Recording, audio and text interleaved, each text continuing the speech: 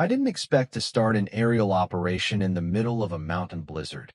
But when someone tries to choke off your lifeline over a technicality wrapped in a power trip, well, you find out just how far you're willing to go to stay warm and to make a point. See, a couple of years back, I traded in my fast-paced corporate life suits, meetings, quarterly reports for something quieter, cleaner, harder to reach. I bought 50 acres up in northern Colorado, built a sleek off-grid home with solar, geothermal, and a rain catchment system. No neighbors in sight. That was the dream. Self-sufficiency, silence, and a VYEW worth every penny I'd spent to get it. What they don't tell you, though, is that silence doesn't always mean peace, not when there's an HOA lurking behind it. Blackridge Hollow Estates sounded charming enough in the listing. A few roads, spaced-out cabins, maybe a monthly newsletter about elk sightings. What I didn't realize was that it was ruled with an iron clipboard by Meredith Blakey, a woman who'd make Stalin look like a pushover if she had access to Microsoft Excel. Meredith was the president, secretary, treasurer, and self-declared moral compass of Blackridge. The kind of person who measures your porch light lumens from the road and fines you for using a non-compliant mailbox flag. My first run-in with her came when she knocked on my door, in the middle of a hailstorm, to deliver my orientation packet. All laminated, all color-coded, all terrifying. "We like things orderly up here," she said, squinting through her rain-speckled glasses. I should have known then she didn't mean that as a friendly heads-up. She meant it as a threat. It started with a warning about my solar panels. They weren't angled symmetrically enough from the road. Then came the letter about my shed's paint color being too urban industrial. I shrugged it off. I was used to city politics, figured I'd fly under the radar. But Meredith? She had binoculars and a grudge. Fast forward to last winter. Forecasts said we were in for the storm of the decade, low temps in the negatives. Roads expected to shut down for days. My geothermal system was running fine, but I needed a top-up on propane to run backup systems and the heated garage floor. Nothing urgent until it was. I called in an order. Local suppliers said they could squeeze me in just before the storm hit, bless their hearts. The delivery was scheduled for Thursday morning, 9:30 a.m. sharp. The driver, a guy named Fred, knew the area and said he'd be careful on the gravel incline near the bluff.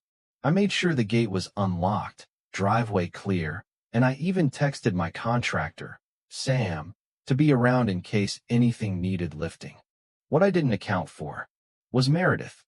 Thursday morning, I was outside in my boots with a coffee mug in hand, watching the sky turn a mean shade of pewter. I heard the low grumble of Fred's truck crawling up the access road.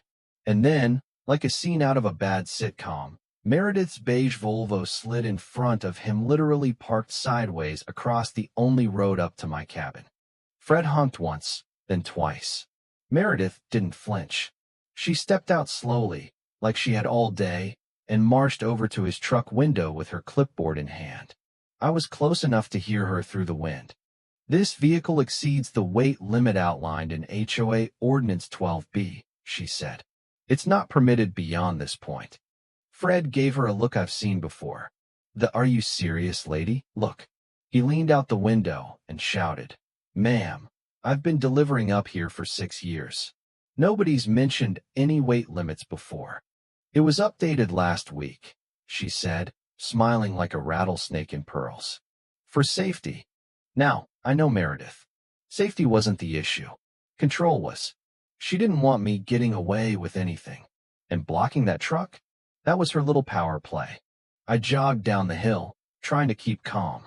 "Meredith, the storm hits in hours. I need that fuel." "Then perhaps," she said, flipping her pages, "you should have arranged delivery within the permitted vehicle class." Fred looked at me, shrugged. "I got a tight schedule, man. I can wait 5 more minutes, but then I gotta go." And that's when something inside me snapped. Not out of rage, but resolve.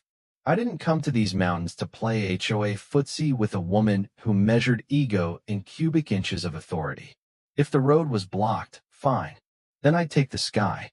I turned and ran straight to my workshop, flung the door open, and there it was, my Ether Lift 700, a prototype heavy-lift drone I'd been tinkering with since the summer.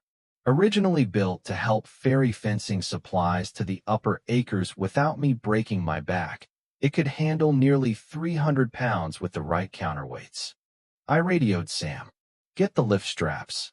We're going aerial. 10 minutes later, we had the first 55-gallon barrel rigged, and I launched the drone straight from the garage pad. It buzzed like a swarm of hornets, lifting off with grace and might, slicing through the wind as it ascended above the tree line. Meredith stood frozen, mouth slightly open, watching this robot crane rise over her blockade. Fred let out a low whistle. That's a first. The drone carried the barrel over the road, past Meredith's Volvo, and gently descended toward the landing zone near the shed. Sam unhooked it with a grin, gave me a thumbs up. Ready for round 2. Barrel after barrel, we ran the airlift 6 in total. Each one sailed high above Meredith's car, casting a shadow across her as if the sky itself was mocking her little rulebook. Then came the sheriff.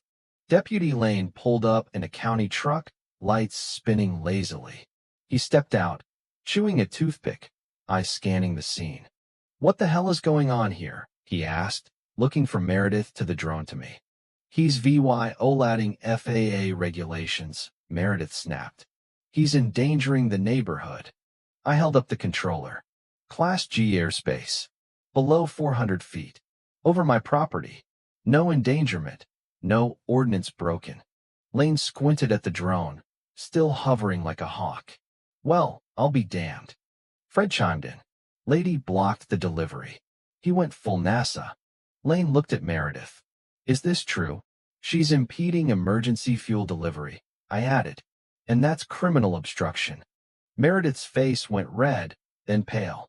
She looked at Lane, then at me, and finally at the drone as it lowered the last barrel to the ground. Then, without a word, she got in her Volvo and reversed slowly, tires crunching gravel like a retreating army. Lane gave me a look.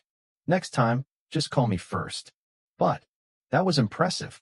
The snow started falling within the hour. Big, heavy flakes like ash from a sky fire.